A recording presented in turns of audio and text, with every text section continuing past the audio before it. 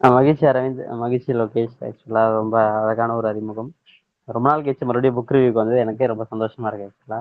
இந்த போர்த்தொழில் 10 படகு அப்படின்ற புத்தகம் வந்து யாழி மேகநாதன் அப்படின்னு சொல்லிட்டு ஒரு அண்ணா, உங்க காஞ்சிபுரத்தை சார்ந்தவர் தான். காஞ்சிபுரத்துல தமிழர் வணிகர் பரிந்துரை அப்படின்னு ஒரு அஹ், வணிக சங்கங்களோட அமைப்பு ஒன்று இருக்கு. இந்த அமைப்போட தலைவரா அவர் இருக்காரு. அது மட்டும் இல்லாம யாழி அப்படின்ற பேர்ல அப்பளம் அப்பளம் வந்து இது பண்ணிட்டு இருக்காங்க. செஞ்சு கடைகளுக்கும் ஹோட்டல்களுக்கும் கொடுத்துட்டு இருக்காங்க. இது இல்லாம மகேந்திரன் சப்ளையர்ஸ் அப்படின்னு சொல்லிட்டு காஞ்சிபுரத்துல வந்து இந்த பந்தல், சார்மினா பந்தலும் சேரும் கொடுக்குற தொழில் வந்து பண்ணிட்டு இருக்காங்க அவங்க. அதுல வந்து அவர் வந்து இந்த வணிகர் சங்கத்திற்கு மூலயமா வணிக ஆலோசனை வழங்கணும் அப்படின்றது ஒரு ஆழமா ஒரு ரொம்ப வருடங்களா ஒரு கனவு. அந்த கனவு வந்து இப்போ கொஞ்சம் நம்ம டெக்னாலஜிக்கலா தொழில்நுட்பம் ரொம்ப வளர்ந்ததுனால அவர் ரொம்ப எளிமையா, அதனாலதான் இந்த போர் தொழில் பழகு அப்படின்ற புத்தகம் வந்து அந்த அட்டைப்படம் கூட வந்து தொழில்நுட்பத்தோட இதோட அவரே வந்து சின்னதா பிரிண்ட் பண்ணி இதை வந்து புக்லெட் மாதிரி சின்னதா போட்டிருக்காங்க. இது 5 பார்ட் அவர் பிளான் பண்ணியிருக்காரு. ஒரு ஒரு பார்ட்டுக்கும் 60ல இருந்து 80 பக்கங்கள், மொத்தமா 400 பேஜ் புக்கா அவர் வெளியிடணும்னு ஆசை. ஸோ அதனால சின்ன சின்னதா இப்போதைக்கு ரிலீஸ் பண்ணுவோம், வந்து கருத்துக்களை சேர்த்துக்கலாம் அப்படின்ட்டு அவர் இதை பண்ணியிருக்காரு.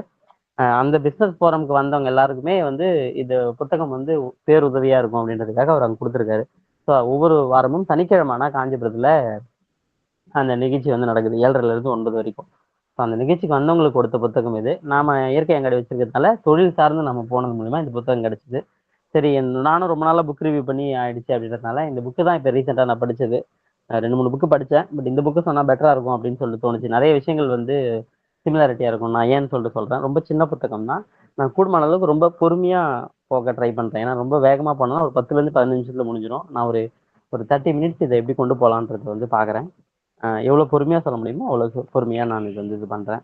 இந்த புத்தகத்தோட கான்செப்ட்ல வந்து என்ன வரும்னா, 3 கேரக்டர் தான் மெயின் கேரக்டர் ஆக்சுவலா. மொத்தமா ஒரு 10 கேரக்டர் தான். பட் ஆனா 3 கேரக்டர் தான் ரொம்ப மெயின் கேரக்டர் ஆக்சுவலா. அது வந்து என்னன்னா, யார் யாருன்னா ஆசான் அகத்தியர் சொல்லிட்டு, ஸோ குரு மாதிரி அவர் தான். 2 இளவரசர்கள் ஆக்சுவலா. ஒருத்தர் வந்து வீரதேவன், இன்னொருத்தர் தனபாலன். மன்னர் வந்து புலித்தேவன், அவங்க பையன் தான் வந்து வீரதேவனும் தனபாலனும். புலியூர்ன்ற ஒரு சிற்றரசு ஆக்சுவலா வந்து அந்த சிற்றரசோடைய இரு இரு இளவரசர்களும் வந்து அடுத்த கட்டத்துக்கு இளம் வயதுல இருந்து ஒருத்தர் வந்து அரசரா மகுடம் சூடணும், இன்னொருத்தர் வந்து ஒரு பெரிய வணிகன் ஆகணும் நாட்டிலே, அப்படின்றது தான் 2 நோக்கம். ஸோ இது இது வந்து மன்னனுக்கு வந்து, அதாவது புலித்தேவனுக்கு வந்து தன்னுடைய மகன் வீரத்தேவன் வந்து அரியணை ஏறணும்ட்டும், தனபாலன் வந்து வணிகரா வந்து வரணும் அப்படின்றதும் 2 பேருக்கும் நோக்கமா இருந்தது. ஸோ அவங்க இளம் வயது வந்த பிறகு மன்னர் புலித்தேவனுக்கு வந்து ஆசான் அகத்தியரை கூப்பிட்டு ஒரு வார்த்தை சொல்லுவார். ரொம்ப அழகா இருக்கும் ஆரம்பமே ஆக்சுவலா. அவர் என்ன சொல்லுவாருன்னா, வீரத்தேவனுக்கு போர்க்கலையும் தனபாலனுக்கு வணிக கலையும் தனித்தனியாக கற்பிக்க வேண்டும் என்று நான் விரும்பவில்லை. ஆக்சுவலா 2 பேருக்கும் ஒரே விஷயத்த சொல்லுங்க. அது ரொம்ப அழகான ஒரு பாயிண்ட் சொல்லுவார் அவரு. அதாவது ஒரு நாட்டை ஆளும் மன்னனுக்கும் நாட்டை நாட்டோட செல்வத்தை பெருக்கிற வணிகனுக்கும் ஒரே ஒரு வேர்க்கொள்கை தான் இருக்கணும். வேர்க்கொள்கைன்னா ஒரே பேஸ் தான் இருக்கணும் 2 பேருக்குமே. அதாவது நாட்டோட நலன் ஆக்சுவலா அது. ஸோ அந்த கொள்கையில இருந்து தான் அவங்க துவங்கணும் அப்படின்ட்டு வந்து ரொம்ப அழகா வந்து ஒரு அதை மென்ஷன் பண்ணியிருப்பாரு ஆக்சுவலா. அப்போ வந்து ஆசான் சொல்லுவாரு, மன்னா உங்களுடைய அறிவு வந்து என்னை விட ரொம்ப ஆழமா இருக்கு, நான் நாளைக்கே அதை துவங்கிடுறேன் அப்படின்னுவாரு. ஸோ இந்த இந்த ஃபர்ஸ்ட் பார்ட்ல வந்து பார்த்தீங்கன்னா மொத்தம் 9 விதிகள். 9 விதிகளும் நாட்டை ஆள்ற மன்னனுக்கும் ஒரே மாதிரியே இருக்கும். நாட்டை நாட்டுல வணிகத்தை பெருக்கிற செல்வத்தை பெருக்கிற வணிகனுக்கும் ஒரே மாதிரி ரூல்ஸா இருக்கும். ஏன்னா ஒரு ஒரு இளவரசர் வந்து அரசன் ஆகணுன்ற எண்ணம் இருக்கும், இன்னொரு இளவரசனுக்கு நான் பெரிய வணிகன் ஆகணும் நாட்டுல அப்படின்ற எண்ணம் இருக்கும். ஸோ 2 பேருக்கும் ஒரே நேரத்துல ஒரே கல்வியை புகட்டணும் அப்படின்றது தான் மன்னனோட ஆசை. ஸோ ஆசான் அதை எப்படி கனெக்ட் பண்றாரு அப்படின்றது தான் இந்த இடத்துல நான் ஆசானா வந்து யாழி மேகநாதன் நான் விதை யோசிக்கிறேன். ஏன்னா வந்து அவர் வந்து ஒரு தமிழர் வணிகர் பெருந்துறைன்னு ஒரு விஷயத்துக்கு தலைவரா இருக்காரு.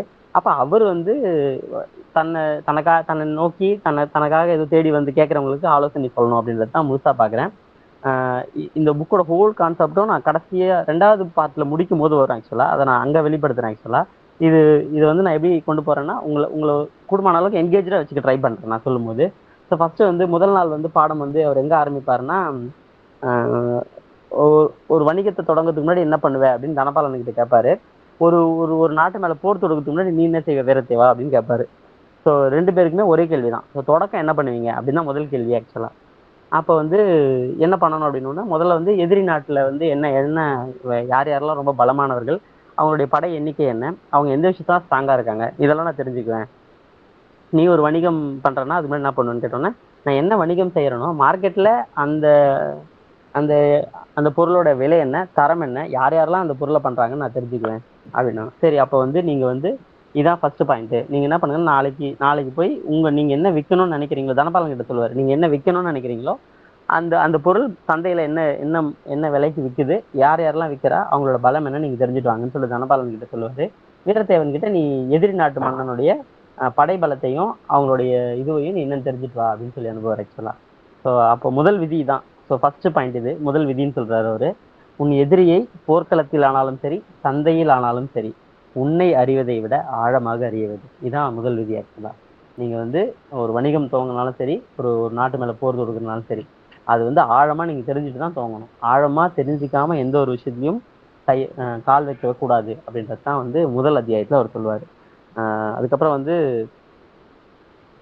2வது நாள் வந்து வணிக முறையை பத்தி தெரிஞ்சுட்டு வந்து சொல்லுவாரு. ஸோ அவங்க 2 பேருமே 3 பாயிண்ட் சொல்லுவாங்க. அதாவது வந்து அவர் சந்தையில வந்து ஒருத்தர் வந்து விற்கிறாரு இதே பொருளே. அவர் வந்து என்ன பண்றாருன்னா பொருள் தரமா தான் கொடுக்குறாரு, சில நேரம் வந்து லேட் டெலிவரி கொடுக்குறாரு அப்படின்ற ஒரு பாயிண்ட் சொல்லியிருப்பாரு.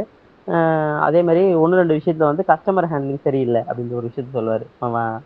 இவர் என்ன சொல்லுவாருன்னா, அவனுடைய இந்த படை அதிகமா இருக்கு, காலாட் படையில வந்து இந்த எண்ணிக்கை இதை பத்தின அனுபவம் தெரிந்த வீரர்கள் வந்து போர் வீரர்களோட எண்ணிக்கை குறைவு அப்படின்னு வேற ஆக்சுவலா. இது பண்ணும்போது இப்போ வந்து நீங்க வந்து எதிரியை வந்து போர்க்களத்துல வீழ்த்துறதும், வணிகத்துல வந்து ஒரு எதிரியை வந்து வீழ்த்திடணுமா அப்படின்னு கேட்பாரு ஒரு கேள்வியை. தனபாலன் கேட்பாரு, நீங்க எங்க 2 பேருக்கும் ஒரே விஷயத்த சொல்றீங்க, எனக்கு என்ன சந்தேகம்னா, இப்ப வீரத்தேவன் வந்து போர்க்கலையில வந்து பாத்தீங்கன்னா எதிரியை கொண்டுடணும். ஏன்னா பொதுவா அப்படித்தானே இருக்கும், ஒரு போர் நடக்குதுன்னா எதிரி நாட்டு மன்னன் அழிஞ்சிடணும் அப்படித்தானே நினைப்பாங்க. இப்ப எங்க 2 பேரும் நீங்க ஒரே பாடத்தை எப்படி சொல்லுவீங்கன்னு சொல்லும்போது அப்போ ஒரு உதாரணம் சொல்லுவார். எதிரியை அழித்தல் என்பது கடைசி ஆயுதமாக இருக்க வேண்டும் அப்படின்னு ஒரு ஆக்சுவலா. அது ரொம்ப அருமையான ஒரு விஷயம் ஆக்சுவலா. எதிரி அழிக்கிறது வந்து கடைசி பாயிண்டா தான் இருக்கணும். கூடுமான அளவுக்கு எதிரியை நம்ம வீழ்த்த நினைக்கிறது வந்து எப்படின்னா, ஒரு விஷயத்துல இருந்து இப்ப பொதுவா அந்த காலத்துல இருந்தே இப்படி ஒரு விஷயம் இருக்குல்ல, ராஜதந்திரம் சொல்லுவாங்க ஆக்சுவலா. அரசாங்கம் நடத்துறதுக்கு ராஜாக்கள் எல்லாரும் வந்து ஏதோ ஒரு விஷயத்துல வந்து ஒரு கனெக்டடா எதிரி நாட்டோட சுமூகமான உறவை மேற்கொள்ளணும்னு நினைப்பாங்க. அது மேற்கொள்றது மூலயமா 2 நாட்டுக்கும் பெனிஃபிட்டடா சில விஷயங்கள் நடக்கும். போரே இல்லாம எல்லா காலகட்டத்திலுமே இது நடந்திருக்கும். போர் இல்லாம சுமூகமா முடிக்கிறதுக்கு என்ன வழின்னு தான் யோசிப்பாங்க. ஸோ நாமளும் அப்படிதான் இருக்கணும். அதாவது அழித்தல் வந்து கடைசி ஆயுதமா இருக்கணுமே தவிர அது முதல் ஆயுதமா இருக்கக்கூடாது அப்படின்னு சொல்லிட்டு சொல்லுவாரு. ஸோ அழித்தலை விட முன்னேற்றம் இருக்கணும் அப்படின்னுவாரு. இப்ப இந்த 2 நாட்டுக்கும் நடுவில் ஏதோ ஒரு பிரச்சனை இருக்குன்னு வச்சுங்களேன், அப்படி என்ன சொல்லுவாருன்னா, 2 நாட்டுக்கும் பெனிஃபிட்டா ஏதோ ஒரு கொள்கையோட நம்ம ஒன்னா சேர்ந்துருக்கணும் அப்படின்ற விஷயத்த வந்து அவர் மென்ஷன் பண்ணியிருப்பாரு. வணிகத்திலையும் பாத்தீங்கன்னா, நீங்க வந்து உங்க உங்க போட்டியாளரே இல்லைன்னா உங்களோட தரம் வந்து மெயின்டைன் ஆகாது. அதனால போட்டியாளர் இருக்கணும், அவங்கள வந்து நீங்க வந்து உங்களோட டாக்டிக்ஸ் வந்து உங்களோட தரத்து மூலியமா தான் வீழ்த்தணும் அப்படின்றது 2வது விஷயத்த சொல்லுவாரு. அதுக்கப்புறம் 3வது விஷயமா வந்து என்னன்னா, நம்ம நம்ம எந்த இடத்துல நிக்கிறோமோ நம்மளோட பலம் முழுசா தெரியணும். இப்ப நீ வந்து ஒரு போர் வீரனா நீ இருக்கன்னா, உன்னுடைய போர் போர் போர் வீரர்களுடைய தரம் என்ன, அவங்களுடைய திறமை என்ன, அவங்க எதெல்லாம் ரொம்ப ஸ்ட்ராங்கா இருப்பாங்க, அது எல்லாமே நீ தெரிஞ்சு வச்சிருக்கணும். அதே மாதிரிதான் நீயும் தனபாலா, உன்னுடைய வியாபாரம் நீ பண்றன்னா, நீ என்ன தொழில் செய்யறியோ உன் இடத்த என்னன்னு தெரிஞ்சுக்கணும், உன்னோட பலம் என்னன்னு உனக்கு தெரியணும், உன்னோட பலவீனம் என்னன்னு தெரியணும். இது 2த்துக்கும் உனக்கு வித்தியாசம் தெரிஞ்சா மட்டும்தான் உன்னால ஒரு விஷயத்துல வெற்றி அடைய முடியும் அப்படின்னு சொல்லுவாரு. இது 2 பேருக்குமே பொருந்தும். ஒரு அரசனும் தன்னோட பலம் என்னன்னு தெரிஞ்சுக்கணும், பலவீனம் என்னன்னு தெரிஞ்சுக்கணும். ஒரு வணிகனும் தன்னோட பலம் என்ன, தன்னோட பலவீனம் என்ன, தன்னோட இடம் எதுன்னு தெரிஞ்சுக்கணும் அப்படின்ற விஷயத்த வந்து ரொம்ப ஆழமா மென்ஷன் பண்ணுவாரு. இது வந்து 3வது விதியா இருக்கும். ஸோ 4வது விதி வந்து என்னன்னா நம்பிக்கை. அதாவது வந்து இப்ப எங்க 2 பேருக்கும் நீங்க ஒன்னாவே சொல்றீங்க, இது மூலியமா நீங்க என்ன சொல்லி தரீங்க அப்படின்னா, ஒரு அரசு நடத்துறதுக்கும் நம்பிக்கை வேணும், ஒரு வணிகம் செய்யறதுக்கும் மக்களோட நம்பிக்கை வேணும். 2 நம்பிக்கையுமே போச்சுன்னா எதுவுமே வந்து பயன்படாது. அதனால நம்பிக்கை இழந்துட்டா உங்களோட படையும் போயிடும், உங்களோட பொருளும் போயிடும். அதனால நீங்க வந்து எப்பவுமே வந்து நம்பிக்கையோட இருக்கணும். அதாவது மக்கள் நம்மள நம்புறாங்கல்ல, அந்த நம்பிக்கை தான் உங்களை வந்து சிறப்பா செயல்பட வைக்கிறதுக்கான வழியை வந்து கொடுத்துட்டே இருக்கும் அப்படின்ற விஷயத்த சொல்லுவாரு. ஸோ இதுல வந்து கூட்டணியின் கலைன்னு ஒரு டாபிக் இருக்கும் பர்சனலா, அது இன்னைக்கு அரசியலோட ரொம்ப அழகா பொருந்தும் அந்த விஷயம் ஆக்சுவலா. எந்த ஒரு கூட்டணியுமே தேவையின் அடிப்படையில தான் வரும். 100% அது உண்மை. தேவையோட அடிப்படையில தான் ஒரு கூட்டணி அடிக்குமே தவிர விசுவாசத்தின் அடிப்படையில கூட்டணியே கிடையாது ஆக்சுவலா. இது வந்து அரசாங்கங்களுக்கும் பொருந்தும், வணிகத்துக்கும் பொருந்தும். கூட்டணியை உருவாக்கும் போது ஒருத்தரோட தேவை என்னன்னு தெரிஞ்சுதான் நம்ம உருவாக்க முடியும். நான் உங்களுக்கு இந்த தேவை இருக்கலாங்க, நான் இதை செய்யறேங்க அப்படின்னு தான் கூட்டணி உருவாக்க முடியும். விசுவாசம் நம்பிக்கைன்றதுலாம் நாளடைவுல தான் வரும் அப்படின்றது. ஸோ இதுல வந்து நிரந்தர எதிரியும் இல்லை நண்பனும் இல்லை அப்படின்ற விஷயத்த நமக்கு எல்லாருமே தெரியும் தான் இந்த பாயிண்ட். அது வந்து நாட்டோட நலன் தான் நமக்கு ரொம்ப பெருசு. நாட்டோட நலனுக்காக நாம வந்து ஒரு கூட்டணியில இருக்கிறோம் அப்படின்னா அது எந்த தவறும் இல்லை. ஆனா அந்த உறவை நீங்க அந்த கூட்டணி உறவை தொடர்ந்து கட்டமைக்கிறதுக்கு வந்து அடிப்படையில வந்து ரெண்டு பேருக்கும் ஒரே எண்ணங்கள் இருக்கணுன்ற அவசியம் இல்லை. ஒரு பொது எதிரியை வீழ்த்துறதுக்காக கூட ஏதோ ஒரு பொது எதிரி இருப்பான், அவங்களை வீழ்த்துக்கிறதுக்காக கூட. இப்போ உதாரணத்துக்கு நம்ம கூட பொதுவாக சொல்லுவாங்கல்ல, சின்ன சின்ன வணிகர்லாம் அழிஞ்சிருவாங்க பெரிய வணிகர்கள், அப்ப சின்ன சின்ன வணிகர்லாம் சேர்ந்து ஒரு சங்கம் மாதிரி வைக்கலாம் அப்படின்ற விஷயம் மாதிரி வரலாம் அப்படின்றத ஒரு மென்ஷன் பண்ணுவார். அப்போ வந்து கூட்டணிகள் வந்து தேவையின் அடிப்படையில் இருக்கு அப்படின்றது வந்து இந்த 5வது பாயிண்ட் அவர் சொல்லுவார் ஆக்சுவலா. அதுக்கப்புறம் வந்து உண்மையான தலைமைத்துவம் என்பது இந்த கூட்டணியில வந்து பாத்தீங்கன்னா நம்ம அவங்களோட தேவையை அறிந்து செய்யறது மூலியமா மட்டும்தான் நடக்கும் அப்படின்ற பாயிண்ட் ரொம்ப வலியுறுத்தி சொல்லியிருப்பாரு 5வது பாயிண்டா. 6வது பாயிண்ட் வந்து நெருக்கடி நேரம் அப்படின்ற ஒரு விஷயம் வரும். அதாவது நாட்டுல ஒரு பிரச்சனை ஒரே நேரத்திலே வரும். ஒரு இடத்துல வந்து வறட்சி வந்து பொருட்களுடைய விலைகள்லாம் ஏறும். இன்னொரு நேரத்துல என்ன ஆகும்னா கொள்ளையர்கள் வந்து ஊரோட எல்லை பகுதியை வந்து தாக்கிடுவாங்க ஆக்சுவலா. உடனே வந்து இவன் உணர்ச்சிவசப்பட்டு வீரத்தேவன் என்ன சொல்லலாம், நான் உடனே படையை திரட்டிட்டு அவங்களை விரட்டி போய் அடிச்சு கொள்றேன் அப்படின்னு சொல்லுவார். அப்ப வந்து ஆசான் வந்து பொறுமையா இரு வீரத்தேவா, எப்படி ஆசானை பொறுமையா இருக்க முடியும்னு கேட்கும்போது அவர் ரொம்ப அழகா ஒரு வார்த்தை சொல்லுவார். என்ன சொல்லுவாருன்னா, இப்ப நீ விரட்டி போய் பண்றது மூலியமா என்ன நடக்கும்னா மக்களுடைய பயம் இப்ப இருக்குல்ல அது வந்து ஃபர்ஸ்ட் குறையாது. இப்ப கொள்ளடிச்சிட்டு போனவங்க மறுபடியும் அடுத்த ஊருக்கு வராம இருக்கிறதுக்கு என்ன வழின்னு நீ முதல்ல யோசிக்கணும். அப்ப எல்லையில பாதுகாப்பு படையை மட்டும் இப்போதைக்கு நீ நிறுத்து. அப்போ மக்களுக்கு உன் மேல ஒரு நம்பிக்கை ஃபர்ஸ்ட் உருவாகும். இந்த நெருக்கடி நேரத்துல வந்து விலையேற்றம் வராம இருக்குது என்ன பண்றது ஆசானே அப்படின்னு சொல்லிட்டு தனப்பாலன் கேட்பான். அப்ப ரொம்ப அழகா சொல்லுவாரு, நெருக்கடி நேரத்துல லாபத்தை விட மக்களோட நம்பிக்கையை சம்பாதிக்கிறது தான் முக்கியம். அப்போ நீ நெருக்கடி நேரத்துல எவ்வளவு தர்மமா நீ நடந்துக்கிறியோ அதுதான் வந்து உன்னுடைய நடத்தையும் உன்னோட இதுவும் பேசும்.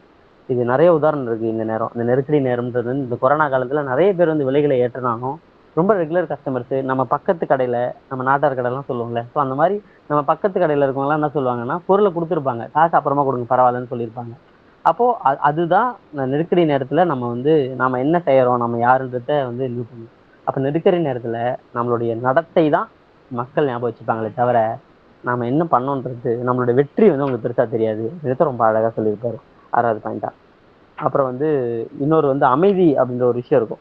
அதாவது வந்து எதிரி நாட்டுல இருந்து ஒரு தூதன் வந்திருப்பான், ஒரு விஷயத்த வந்து பகிரங்கமா வந்து இது பண்ணுவான், நான் உடனே அவனுக்கு ஓலை அனுப்புறேன் அப்படின்னு சொல்லிட்டு வீரத்தேவன் சொல்லுவாரு. அப்ப ஆசான் கேட்பாரு, கொஞ்சம் பொறுமையாரு அமைதியாரு அப்படின்னு. ஆசானே நம்ம அமைதியா இருந்தா அவன் வந்து நம்மளை பயந்துட்டு நினைச்சுக்க மாட்டானா அப்படின்னு வந்து வீரத்தேவன் வந்து ஒரு கேள்வி கேட்பாரு. அப்ப ரொம்ப அழகா ஆசான் சொல்லுவாரு, அமைதி என்பது ஒரு வெறுமைலாம் இல்லை, அது வந்து ஒரு நிரப்பப்படாத இடம்.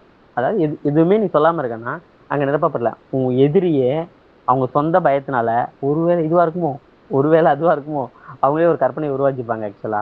அப்ப அது வந்து நம்ம பலத்தை வந்து கூட்டும். அப்ப ரொம்ப அழகா 7ஆம் விதி சொல்லுவாரு, பேச வேண்டிய நேரத்தில் மௌனமாக இருப்பது பலவீனம், ஆனால் காத்திருக்க வேண்டிய நேரத்தில் பேசுவதும் பலவீனமே. நம்ம பொதுவா சொல்லுவோம் ஆக்சுவலா, பேச வேண்டிய இடத்துல பேசுறீங்க அப்படின்னு பேசாம இருந்தீங்கன்னா அது பலவீனம் சொல்லிட்டு. ஆனா இவர் ஆசான் வந்து ரொம்ப அழகா ஒரு வார்த்தை பண்ணுவாரு, காத்திருக்க வேண்டிய நேரத்தில் பேசுவதும் பலவீனமே. அதை வந்து இதை வந்து நம்ம அனுபவத்தால மட்டும் தான் தெரிஞ்சுக்க முடியும். இந்த விஷயத்த இங்க பேசிருக்க வேணாம் அப்படின்னு நம்ம நிறைய இடத்துல சொல்லுவோம், இந்த இடத்துல பேசிடக்கூடாது அப்படின்ட்டு. ஆனா எங்க பேசணுமோ எங்க அமைதியா இருக்கணுமோ அந்த இடத்துல நம்ம அமைதியா இருக்கணும் ஆக்சுவலா. வருங்காலத்துல அப்பதான் நீங்க தவறு செய்யாம இருப்பீங்க அப்படின்றது வந்து 8ஆம் விதியா சொல்லியிருப்பாரு, 7ஆம் விதியா சொல்லியிருப்பாரு. 8வது வந்து ஒரு ஒரு பெரிய விஷயத்துல வந்து பின்தங்கி வந்து ஒரு தோல்வி வந்து ஏற்படும் ஆக்சுவலா. ஒரு சின்ன போர்ல வந்து தோத்துருவாங்க. அப்ப ஆசான் சொல்லுவாரு, தோல்வி எப்பவுமே வந்து ஒரு முடிவல்ல, அது வந்து உங்களுக்கு ஒரு தகவலை கொடுக்கும். நீங்க என்ன தவறு செஞ்சீங்களோ அதை வந்து உங்களுக்கு வந்து வெளிக்காட்டும் ஆக்சுவலா. அப்ப எப்ப தோற்றாலுமே திருப்பி எந்திரிக்கிறது தான் வந்து முதல் விஷயம் ஆக்சுவலா. வெற்றி வந்து உங்களை வந்து பெருமைப்பட வைக்கும், ஆனா தோல்விதான் உங்களை ஞானியாக்கும். ஏன்னா நீங்க என்ன தவறு செஞ்சீங்க, ஏன் எப்படி அதை செஞ்சீங்க, அதை சரி பண்றதுக்கு என்ன வழி அப்படின்ற விஷயத்த வந்து இது பண்ணணும், கத்துக்க முடியும். அது ரொம்ப அழகா ஒரு வார்த்தையோட பயன்படுத்திருப்பாரு. எந்த வணிகனும் எந்த அரசனும் தோல்வியை சந்திக்காமல் உண்மையான ஞானத்தை கண்டுபிடிக்கவே முடியாது அப்படின்ற விஷயத்த ரொம்ப அழகா சொல்லியிருப்பாரு. 8 விதி. 9வது விதி தான் இந்த இந்த நூலோட கடைசி விதி.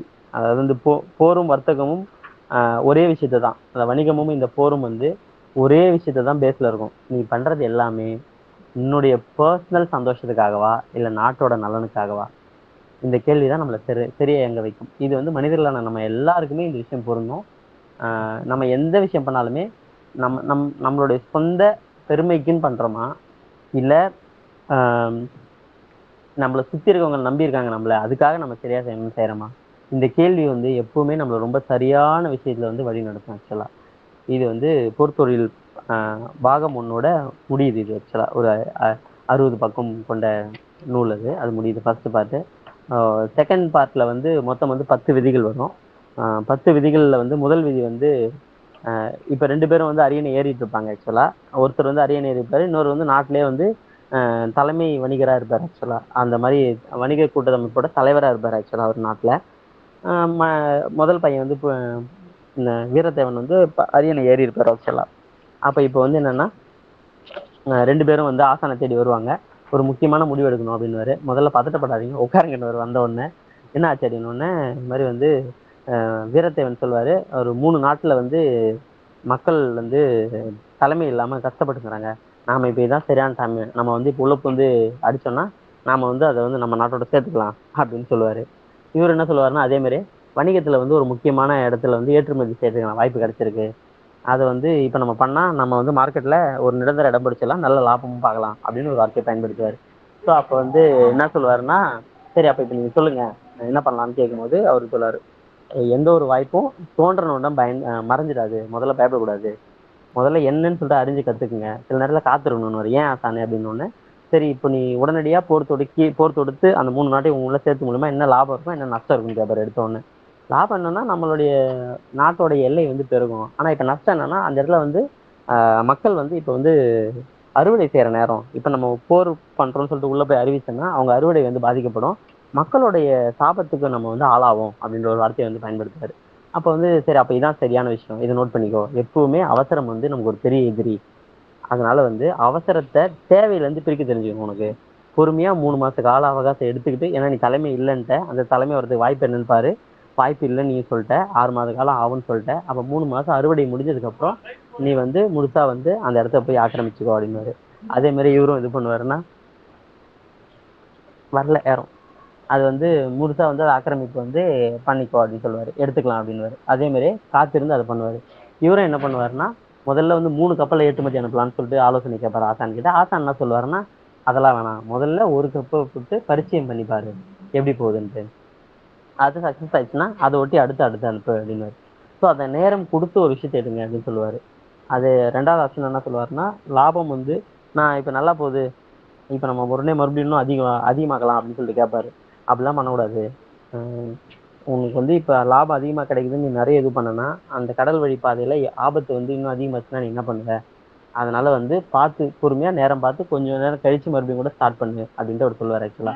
அதே மாதிரி கொஞ்ச நாள்ல என்ன ஆகும்னா அந்த கடல் வழி பாதையில புயல் அதிகமாகி ஒரு சின்ன நஷ்டத்தோட போவோம். ஆனா அவருக்கு வந்து என்ன ஆகும்னா அது பேக்ரவுண்ட்ல இவர் சப்போர்ட் இருக்கவே கொஞ்சம் இது வந்திருக்கேன் ஆக்சுவலா. ஸோ அதை வந்து இது பண்ணியிருப்பாரு. ஸோ அப்ப நம்ம வந்து நேரம் பார்த்து செய்யணுன்ற விஷயத்தையும் பண்ணணும். அதே சமயம் ஆபத்துக்களை அறிஞ்சு அதில் நம்ம எவ்வளவு கொஞ்சம் கொஞ்சமா அந்த விஷயத்த எடுக்கணும் அப்படின்றதையும் சொல்லியிருப்பாரு.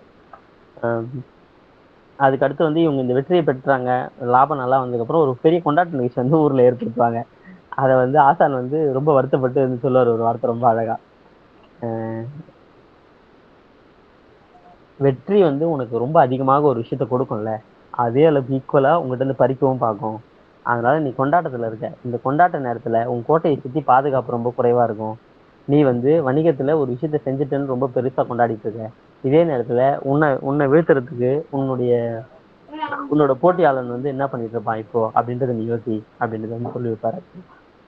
அப்ப வந்து ரொம்ப அழகா சொல்லுவாரு, சத்தமும் பலமும் ஒன்றல்ல, ரெண்டும் வேற வேற. நீங்க இப்ப வந்து சத்தம் போடுறீங்க, இது உங்க பலத்தை காட்டாது. உங்களுடைய வெற்றியோட தன்மை வந்து எப்படி இருக்கணும் அப்படின்னா ரொம்ப அழகான வார்த்தையை பயன்படுத்தியிருப்பாரு. எனக்கு இது ரொம்ப பிடிக்கும் ஆக்சுவலா. இதை அடிக்கடி என்னோட தொழிலும் எனக்கு வழிகாட்டுறவங்க எல்லாருமே இந்த வார்த்தையை சொல்லுவாங்க. இது வந்து ஒரு அரசனுக்கும் பொருந்தும், ஒரு வணிகனுக்கும் பொருந்தும். அது என்னன்னா இந்த உலகம் பார்க்கிற நம்மளை பத்தி இந்த உலகம் ஒரு பிம்பம் வச்சிருக்குல்ல, அந்த அந்த பிம்பமும் நம்மளோட பலமும் ஒரே அளவா இருக்கணும்னு ஒரு அவசியமே இருக்கு. இப்ப நான் என்னோட வணிகத்துல ஜெயிச்சிட்டேன் அப்படின்னா அதை நான் வெளிக்காட்டுற விதம் வந்து என்னுடைய வெளித்தோற்றத்தை விட பலமானதா இருக்கணும். எக்ஸாக்டான வார்த்தை அவர் பயன்படுத்தின வார்த்தையை நான் இங்க சொல்றேன். நீ உண்மையில் வைத்திருக்கும் பலமும் உலகம் உன்னை பார்க்கும் பிம்பமும் ஒரே அளவில் இருக்கணும்ன்றது எந்த அவசியமே கிடையாது. ஒரு ஞானமுள்ள தலைவன் தன் உண்மையான பலத்தை எப்போதும் தன் வெளித்தோற்றத்தை விட பெரியதாக வைத்திருப்பான். இதுதான் தற்பெருமை இல்லாதவனோட ரகசியம் அப்படின்ட்டு ரொம்ப அழகா சொல்லியிருப்பாரு. அதுக்கப்புறமேட்டு இன்னொரு பாடம் சொல்லுவாரு, உன்னுடைய பலமும் பலவீனமும் உனக்கு தெரிஞ்ச அளவுக்கு உன்னோட எதிரிக்கும் ஆக்சுவலா தெரியும். அப்ப வந்து எந்த ஒரு விஷயத்தையும் சரி, இந்த உலகத்தையும் சரி, நீ வந்து உன்னோட கண்களால மட்டும் பார்க்க கூடாது. உன்னோட கண்களால பாதி பாக்குறேன்னா உன் எதிரியின் கண்கள்ல பாதி பார்த்தா மட்டும்தான் உண்மை என்னன்னு உன்னால தெரிஞ்சுக்க முடியும். ஏன்னா உன்னால முடிவு எடுக்கிறதுக்கு உன் சொந்த பார்வை மட்டுமே உனக்கு முழு உண்மையும் தரவே தராது. இது வாழ்க்கையில் நமக்கு எல்லாருக்குமே பொருந்தும். இது வணிகத்துக்கும் அரசாட்சிக்கு மட்டும் இல்ல, எல்லாத்துக்குமே இது பொருந்தும். உன் சொந்த பார்வை எப்பவுமே பாதி உண்மை மட்டும் தான் கொடுக்கும். நம்ம ஏதோ ஒரு விஷயத்துல இருக்கோம்னா நமக்கு பாதி உண்மை தான் தெரியும், நம்மளோட சொந்த பார்வையில மட்டும் பாக்குறோம்னு. அப்ப நம்ம நிறைய பேரோட ஆலோசனை கேட்கும்போது, மூன்றாம் நபர்கிட்ட ஆலோசனை கேட்கும்போது தான் இந்த உலகத்தை பாக்குற பெரிய உண்மையை நம்ம கத்துக்க முடியும். முழு உண்மை என்ன ஒரு விஷயத்துல. ஏன்னா ஒரு சைடு தான் தெரியும், நாமளே சொல்லுவேன், ஒரு சைடு தான் மட்டும் தான் கேட்டு பேசுறோம்ப்பா நம்ம அப்படின்னு சொல்லுவாங்க ஆக்சுவலா. ஸோ ரெண்டு பக்கமும் தெரிஞ்சுக்கிறதுக்கு நமக்கு நம்மளோட பார்வை மட்டும் போதாது, ஆப்போசிட்ல இருந்து இன்னொரு நபரோட பார்வையும் நமக்கு தேவைப்படும் அப்படின்றது வந்து சொல்லும். அதுக்கப்புறம் ரெண்டு பேரும் தொடர்ந்து ஜெயிச்சுட்டு இருப்பாங்க, தொடர்ந்து இது பண்ணிட்டே இருப்பாங்க. ஆசான் வந்து ரொம்ப அழகா ஒரு வார்த்தை சொல்லுவாரு, ஒரு தொடர் வெற்றி வந்து உங்க திறமையோட அளவீடா இருக்கணும்ன்ற அவசியம் இல்லை. சில நேரத்துல அது உங்க திறமையா இருக்கலாம், சில நேரத்துல உங்களோட அதிர்ஷ்டமா இருக்கலாம். கடைசியா நீங்க ஒரு ஆண்டுல ஜெயிச்ச எல்லா விஷயத்தையும், நீ வணிகத்துல ஜெயிச்ச விஷயத்தையும் பட்டியலிடு, நீ வந்து போர்ல ஜெயிச்ச ஊர்களுடைய விஷயத்தையும் பட்டியலிடு. அப்போ அதுல வந்து நாம ஏன் ஜெயிச்சோம் அப்படின்றது வந்து பட்டியலிடு. ஸோ திறமைனா நீங்க ரெண்டு பேருமே சந்தோஷப்பட்டுங்க. ஆனா அது அதிர்ஷ்டம் தான்னா நீங்க கொஞ்சம் பலவீனமா இருக்கிற பகுதியில் நின்று தேர்ந்தெடுத்து அதை வந்து சரி செய்யணும். இல்லைன்னா இந்த வெற்றி முகம் வந்து உங்களுக்கு வந்து தொடர்ந்து வராது அப்படின்னு ரொம்ப அழகா சொல்லியிருப்பாரு. இது வந்து 5வது ஒண்ணு.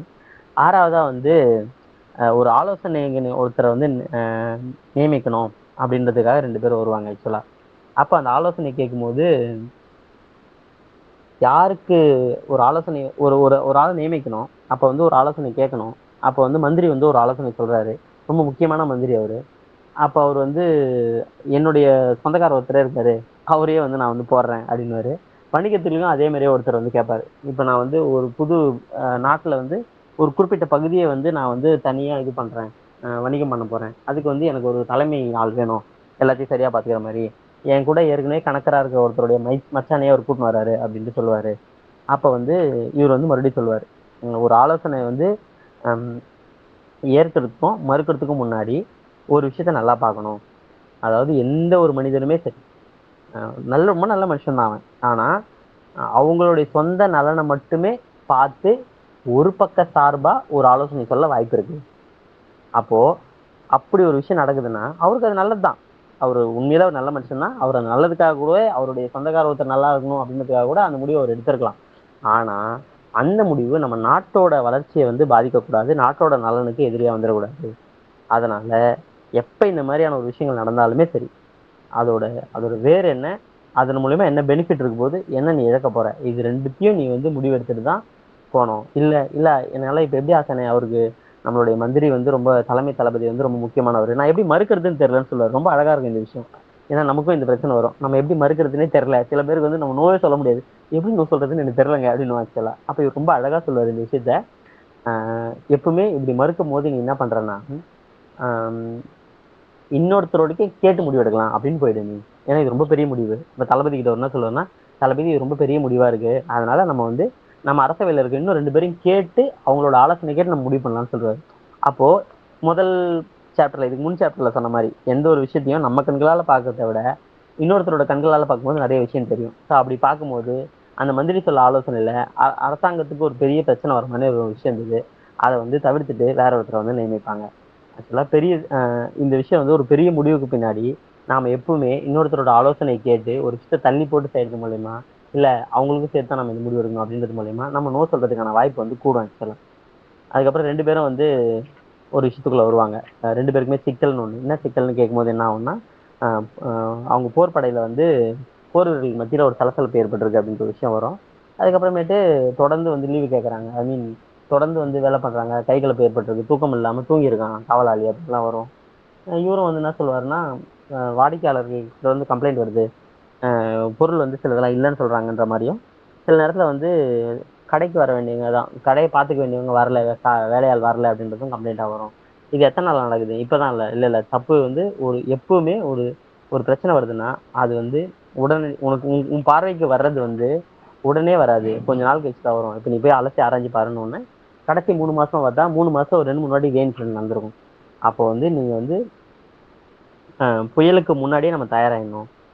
பெரிய நெருக்கடி வந்து ரொம்ப அமைதியா தான் ஸ்டார்ட் ஆகும். முதல் சத்தம் வந்து நம்ம காதுல கூட கேட்காம ஜஸ்ட் ஒரு ஒரு கிசு கிசுப்பு மாதிரி, ஒரு காசிப் மாதிரி கூட இருக்கும். ஆனா அப்பயே நம்ம உஷாராகி இதை வந்து தவிர்க்கிறதுக்கு என்ன வழின்னு பாரு.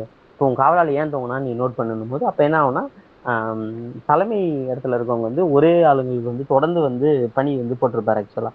அப்போ வந்து ஒரு ஷிஃப்ட் பேஸில் மாற்றுங்க அப்படின்ற விஷயத்த சொல்லியிருப்பாரு. ஸோ அதை வந்து நம்ம ஒரு ஒரு நெருக்கடி நேரத்தில் வந்து இப்படி ஒரு விஷயத்த மாற்றி செய்யும்போது நல்லாயிருக்கும் அப்படின்னு சொல்லிட்டு சொல்லுவார். அப்புறம் ஒரு ஒரு ஆளை வேலையெல்லாம் தேர்ந்தெடுக்கணும். இப்போ ஒருத்தர் வந்து வேலை கேட்குறாரு, என்ன பண்ணலாம் அப்படின்னு ஒருத்தர் கேட்பாரு. இவரும் வந்து தளபதி வந்து ஒரு 2 பேரை புதுசாக நியமிக்கணும், என்ன பண்ணுறது அப்படின்னு கேட்பாரு. அப்போ வந்து சரி ஓகே, இப்போ நான் உங்களுக்கு 2 பேருக்கும் ஒரே விஷயத்தை சொல்கிறேன். ஒரு ஆளை நீங்கள் எடுக்கும்போது எப்படி எடுப்பீங்க, நீ போருக்கு எப்படி எடுப்ப அப்படின்னு சொல்லி கேட்கும்போது அவன் திறமசாலியாக இருக்கணும். அப்போ 2 பேரில் யார் திறமசாலின்னு கேட்பாரு. முதல்ல இருக்கும் பயங்கர திறமசாலி, இப்போ அது மட்டும் உன்னுடைய வெற்றியை வந்து தீர்மானிக்கணும்னு கேட்பாரு. அவன் திறமசாலி தான், ஆனால் அவன் மற்ற போர் வீரர்களையும் வந்து வழி நடத்தணும்ல. அப்போ வழி நடத்துறோட ஒருத்தர் வேணும். அப்போ வந்து நீங்கள் என்னன்னு பாருங்க அப்படின்னு சொல்லிட்டு கேட்பாரு. அப்போ ரொம்ப அழகாக ஒரு வார்த்தை சொல்லுவார். எல்லா தனி மனிதனுக்கும் ஒரு திறமை இருக்கும். அந்த திறமையும் தலைமை திறமையும் ஒன்றும் இல்லை. தலைமை திறமை என்றதுன்றதுதான் ஒருத்தர் வழி நடத்துறது. அதுதான் உங்களை வந்து வெற்றி அடைய செய்யும். அப்போ அவருக்கு வந்து திறமை கம்மியா கூட இருக்கலாம் அவர் வந்து, ஆனா எல்லாரையும் ஊக்கப்படுத்தி வெற்றி அடைய வைக்கிறது தான் அவரோட பெரிய விஷயமா இருக்கணும். அப்போ நீங்க தேர்ந்தெடுக்கும் போது எப்படி தேர்ந்தெடுக்கணும்னா, அவங்க திறமையில ஓரளவுக்கு இருந்தா கூட பரவாயில்ல. அதுக்காக திறமையே இல்லாத ஒரு முட்டாளை கூட்டு வந்து நீங்க வந்து வேலை செய்யணும்னு நான் சொல்ல வைக்க மாட்டேன். அவங்களுக்கு கொஞ்சம் திறமை இருக்கணும். அதே சமயம் எல்லோரையும் சமாளிச்சு அது வந்து ஒண்ணா கொண்டு போறதுக்கான விஷயமும் அவருக்கு வந்து இருக்கணும் அப்படின்னு வந்து ரொம்ப அழகா சொல்லியிருப்பாரு. அப்புறம் 9வது விஷயமா ரொம்ப அழகா இந்த பாயிண்ட் சொல்லுவாரு. இது எப்பவுமே எனக்கு தினேஷ் நான் சொல்லுவாங்க ஆக்சுவலா. உன்னை உன் உன் கூட வந்து ஒருத்தவங்களை வச்சுக்கிற வேலைக்கு இல்லை இது பண்றேன்னா, உன் திறமையை ஜெராக்ஸ் எடுக்கிற ஒரு திறனை எப்பவுமே வச்சுக்கவே கூடாது. உங்ககிட்ட இல்லாத ஒரு விஷயத்த செய்யறவரா அவர் கூட வச்சுக்கோ அப்படின்ட்டு. ஸோ அது வந்து ரொம்ப ரொம்ப நல்ல விஷயம் ஆக்சுவலா. இப்போ எனக்கு ஒரு குறை இருக்கு. எனக்கு எனக்கு என்ன குறை இருக்கோ அதை நிவர்த்தி பண்ற ஒருத்தரோட நான் டிராவல் பண்ணும்போது தான் நான் ஜெயிக்கவே முடியும் ஆக்சுவலா. ஸோ இது இது வந்து ரொம்ப அழகான ஒரு விஷயம். இது எல்லாத்துக்குமே நமக்கு பொருந்தும். நம்ம வந்து வாழ்க்கையில கூட சரி, நமக்கு நம்ம ஏதோ ஒரு விஷயத்தை சாதிக்கணும், ஏதோ ஒன்று பண்ணணும் அப்படின்னு நினைக்கிறோம்னா, நம்ம அந்த விஷயத்தை செய்யறதுக்கு நமக்கு ஏதோ ஒரு விஷயம் ஒரு குறையா இருக்கும்ல. ஒண்ணு அதை வளர்த்துக்கணும், தப்பு கிடையாது. ஆனா நான் மட்டுமே தனியா செய்யக்கூடிய விஷயமா இல்லாம அது 2 3 பேர் சேர்ந்து செய்யணும்னா, நம்ம எதுல வீக்கா இருக்குமோ அதை தெரிஞ்சு அதுல பெஸ்டா இருக்க ஒரு ஆள் கூட வச்சு நம்ம டிராவல் பண்ணும்போது நம்மளால ஜெயிக்க முடியும்.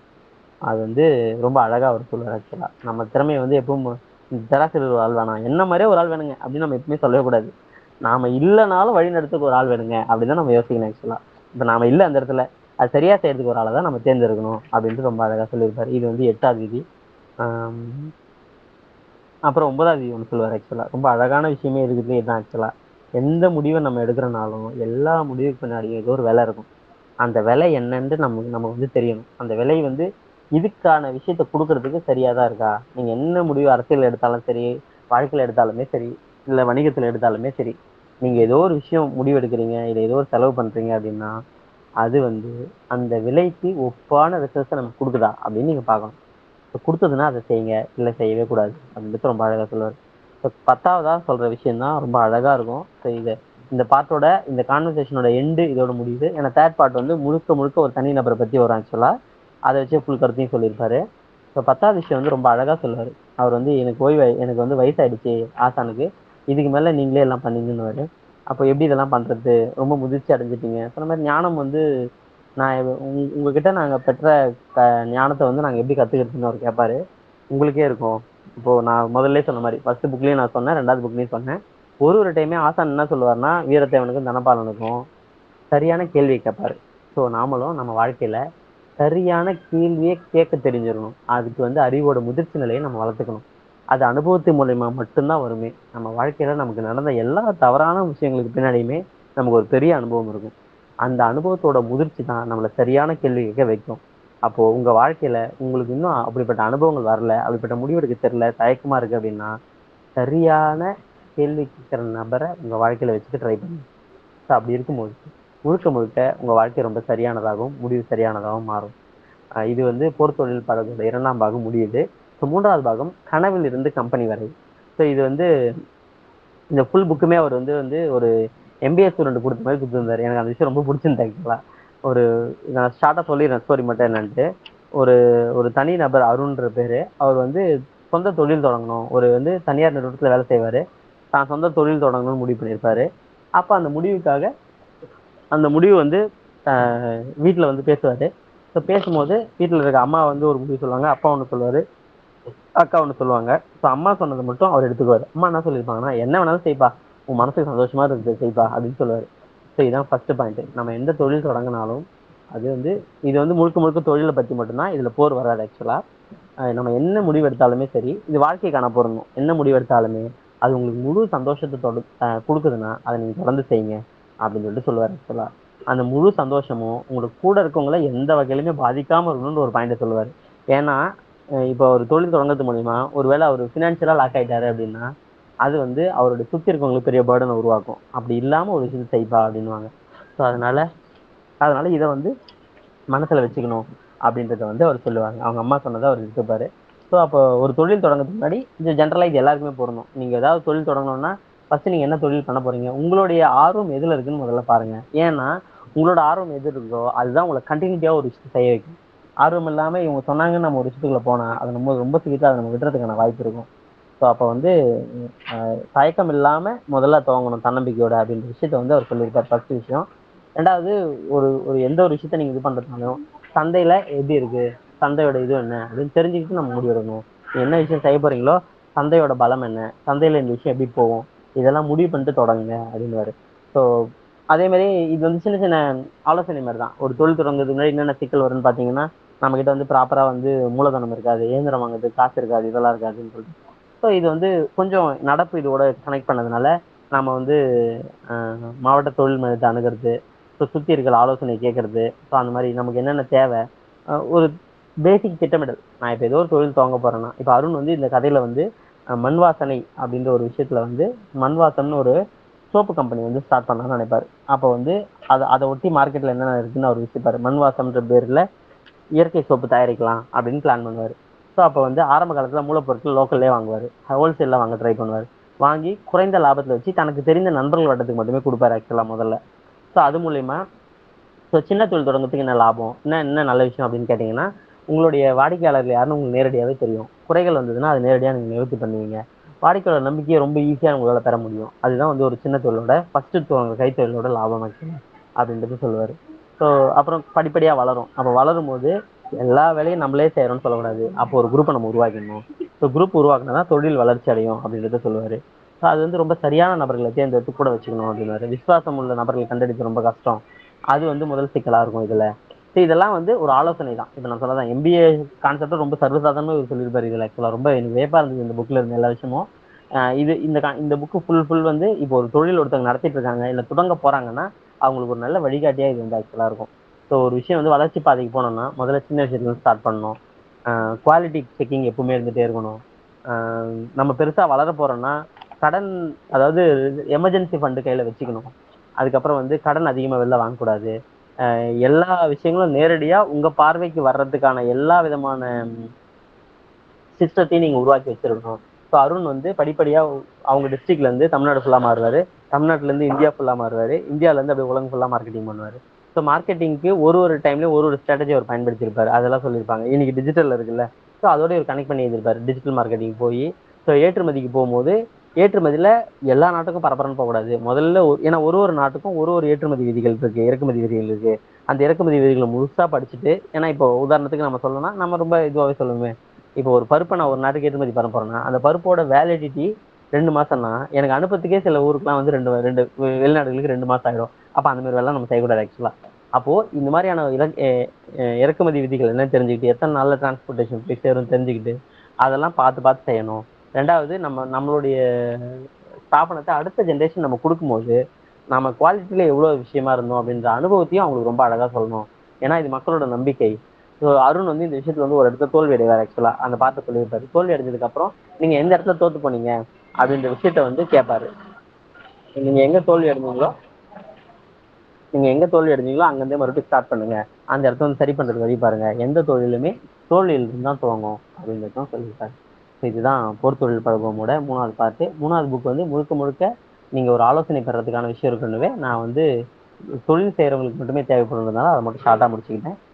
இதுதான் இந்த 3 புத்தகத்தோட ரிவ்யூ. மகிழ்ச்சி. மிக்க மகிழ்ச்சி அண்ணா. மிக சிறப்பான கருத்து பதிவு.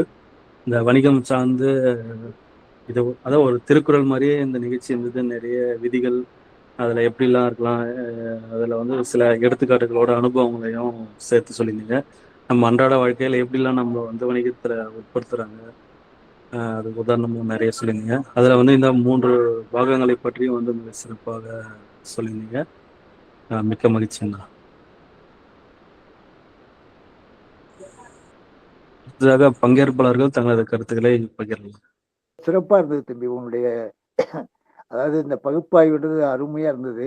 அதாவது அதாவது பழகின போர் தொழில்னா அது எல்லாத்துக்குமே பொருந்தும். அதாவது அந்த தலைப்பு பார்க்கும்போதே ஏதோ நல்ல கருத்து தான் சொல்ல வரீங்கன்றத நான் நினைச்சேன். ரொம்ப அருமையா சிறப்பா நீங்க சொன்னீங்க.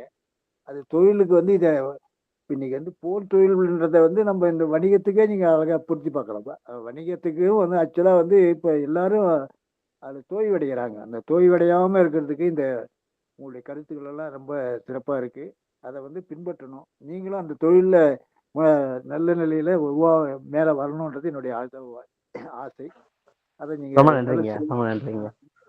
நல்ல அருமையான உன்னுடைய பார்வையே அருமையான பார்வை. அது கரெக்ட். அதாவது படிச்சுட்டு நீங்க இந்த தொழில் செய்யறதா வந்து அறிமுகம் சொன்ன அரவிந்தன் ரொம்ப அருமையா இருந்தது. அவருடைய அறிமுகமும் நல்ல நீங்க உங்களுடைய எதிர்காலத்தை வந்து நல்ல சிறப்பா அமையணும் அப்படின்னு நான் விரும்புறேன். அது மாதிரி இருப்பீங்கன்ற நம்பிக்கை எனக்கு இருக்கு. ரொம்ப நன்றி தம்பி. பாராட்டுகள். ரொம்ப நன்றிங்க, நன்றிங்க, நன்றிங்க. வணக்கம். முருகன் சார் ரொம்ப அருமையா, ரொம்ப ரொம்ப பிடிச்சிருந்தது எனக்கு. நான் வேற ஒரு சேனல்ல பட்டிமன்றம் போலான்னு நினைச்சேன். நல்ல வேளை நான் இங்க நான் இதுல தான் வந்தேன். எனக்கு ரொம்ப பிடிச்சிருக்கு இது. இது வந்து போருக்கும் வணிகத்துக்கும் நல்ல ஒப்பீடு. அது ரெண்டுத்துக்கும் இல்லாம எல்லாருடைய வாழ்க்கைக்கும் இது இங்க சொல்லப்பட்ட கருத்துக்கள் வந்து ரொம்ப அவசியமான கருத்துக்கள். வெறும் போருக்கும் வணிகத்துக்கும் மட்டும் இல்லாம நம்முடைய வாழ்க்கைக்கும் இது நல்ல அருமையான கருத்துக்கள். ரொம்ப நல்லா இருந்தது. வாழ்த்துக்கள் தம்பி. நன்றிங்க, நன்றிங்க, ரொம்ப நன்றிங்க. நல்லா இருந்ததுப்பா. எனக்கு ரொம்ப பிடிச்சிருந்தது. மேலும் மேலும் நீங்க தொடர்ந்து வந்து சிறப்பா பேசுங்க. நன்றி. இந்த வாய்ப்பளித்ததுக்கு ரொம்ப நன்றி. வணக்கம். இல்ல அவ்வளவுதான், வேற எதுவும் இல்லை. இந்த புக் ஆக்சுவலா அவர் வந்து இந்த காப்பியை தான் கொடுத்துருக்காரு. அவர் ஃபுல் புக் ரிலீஸ் ஆனோடனே நான் கண்டிப்பா வந்து எல்லாருக்கும் வந்து ப்ரிஃபர் பண்றேன். நம்ம குரூப்லயே நான் இந்த புக்கை பத்தி போடுறேன். அவர் இப்போதைக்கு எங்க வணிகர் பரிந்துரைக்கு வந்தவங்களுக்கு மட்டும் பிரிண்ட் அவுட் மட்டும் தான் எடுத்து கொடுத்தாரு. ஆக்சுவலா அதுல இருந்தா நான் படிச்சது உங்களுக்கு கருத்தா சொன்னேன். இது புக்கை ரிலீஸ் பண்ணும்போது அவசியம் நான் நம்ம குரூப்ல போடுறேன். அதுதான் தகவல். மகிழ்ச்சி. நன்றி.